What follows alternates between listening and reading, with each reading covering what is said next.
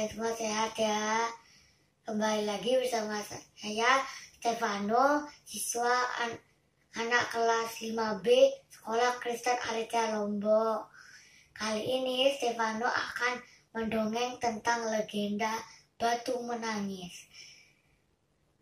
Legenda dari Provinsi Kalimantan Barat.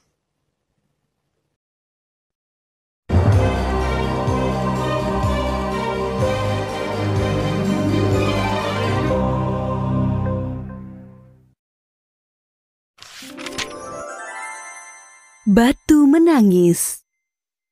Pada zaman dahulu kala, di pegunungan yang jauh dari pedesaan, hiduplah seorang janda miskin dengan putrinya. Sejak suaminya meninggal, dia harus bekerja keras di ladang memenuhi kebutuhan mereka.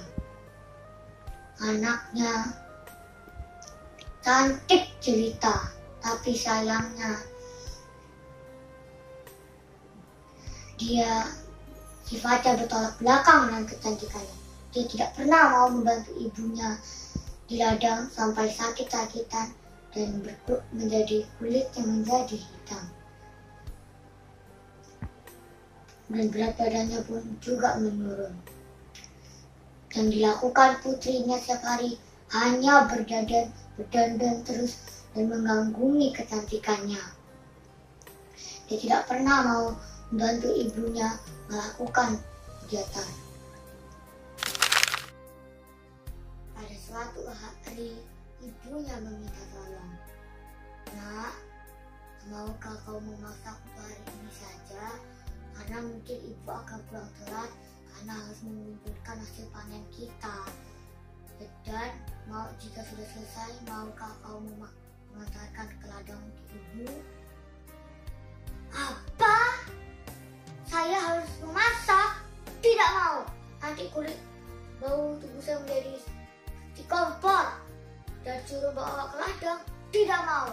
Nanti kulit saya yang rapi dan putih ini menjadi seperti ibu, hitam dan jelek. Tidak mau.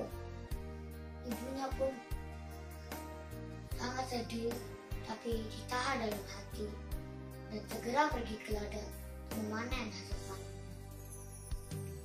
Di ladang, ibunya bekerja keras memanen hasil ladang dan tidak tahu lelah. Ibunya terus memanen hasil ladang dan tidak memikirkan perutnya lapar. Hanya beristirahat dan minum saja dan minum air dingin. Dia sambil berdoa dari dalam hati. Tuhan, tolonglah rubah anakku, hilangkan sikap malasnya. Dan ibu itu pun pulang setelah selesai mengumpulkan hasil panen dan melihat di rumah tidak ada makanan sama sekali yang bisa dimakan. Anaknya benar-benar tidak mau masak. Anaknya yang melihat ibunya pulang malah marah-marah, bukannya merasa bersalah. Ibu dia kemana saja sih? Aku kan lapar, dari pagi belum makan. Kenapa ibu ini tidak masak, menyediakan makanan sama sekali? Nah, ibu kan tadi sudah menyuruhmu untuk memasak. Kenapa tidak memasak?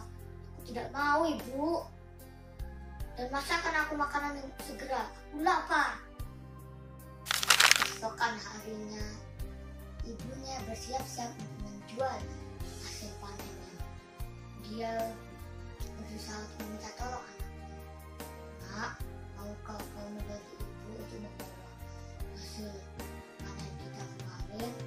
Ibu butuh bantuan. Apa, Bu? Tidak mau. Masakan kotor, bau. Dan ibu suruh aku berjalan di terik matahari seperti ini. Tidak mau. Nanti kulitku menjadi hitam dan jelek seperti ibu. Akhirnya ibunya pun jalan ke pasar sendirian, membawa beban yang berat dan jauh.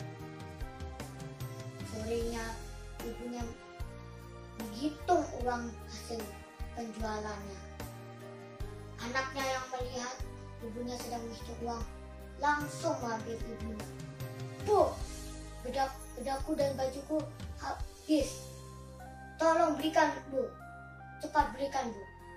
Ibunya sangat sayang kepada anaknya, jadi dituruti.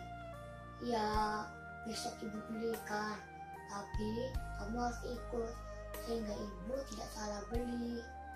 Akhirnya anaknya dengan terpaksa pun ikut ibunya ke pasar. Tapi saat dalam perjalanan, anaknya berpesan, Bu, nanti saat berjalan jangan dekat-dekat dengan aku ya. Kenapa nak? Aku tidak mau mengakui ibu sebagai ibuku.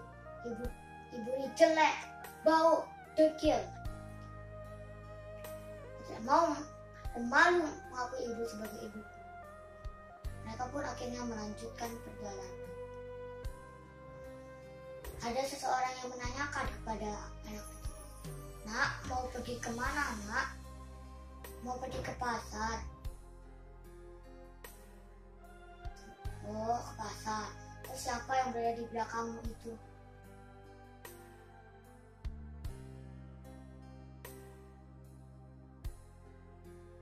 Oh, itu pembantuku. Ibu sangat sedih hati ibunya saat anaknya berkata tidak mau mengakui dia sebagai ibunya, tapi hanya ditahan dalam hati. Habis itu mereka melanjutkan perjalanan menuju pasar.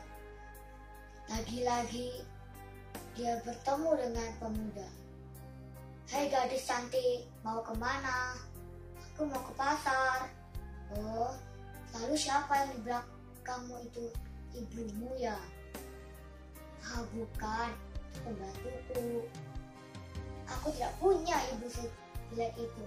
Ah, ibuku jauh lebih baik sih daripada orang itu. Ibu sangat sedih hati ibunya saat anaknya berkata tidak mau mengakui dia sebagai ibunya, tapi hanya ditahan dalam hati.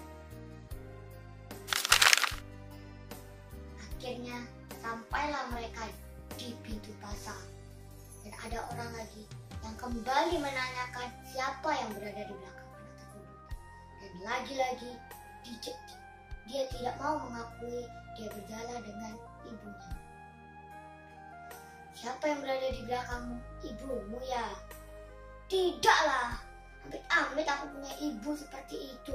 Ibuku jauh lebih baik daripada orang itu. Jelek, dekil, dan kotor lagi. Aku tidak punya ibu seperti itu. Ibunya pun lama-kelamaan tidak kuat menahan tangisan dia. Dia pun akhirnya berdoa kepada Tuhan dan meneteskan air matanya. Ya Tuhan, tolong kehadiran-Mu. Aku sudah tidak tahan dengan anakku. Tolonglah hukum dia sehingga dia sadar. Seketika langit yang cerah menjadi gelap, dan pedih dan hujan pedih.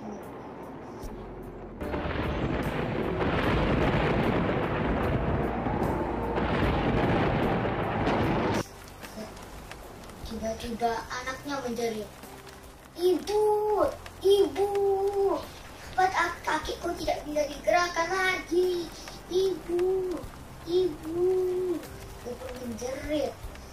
Akhirnya ibunya pun menangis di sebelahnya. Dan lama-lama tubuh sang anak berubah menjadi batu. Maafkan ibu nak, justru karena perlakuanmu selama ini tak bisa menayangi ibu. Sang anak pun akhirnya menangis terus-terusan, minta ampun kepada ibunya, tapi sayang semua sudah terlambat. Anak itu akhirnya sepenuhnya menjadi batu. Akhirnya batu tersebut, itulah hukuman untuk anak durhaka kepada ibunya.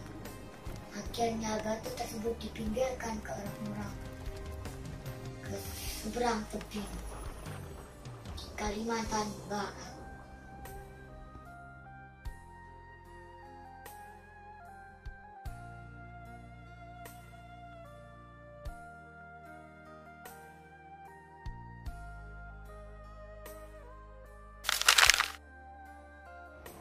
Terima kasih ya sudah mendengar dongeng dari Stefano. Semoga bermanfaat ya. Thank you. God bless you.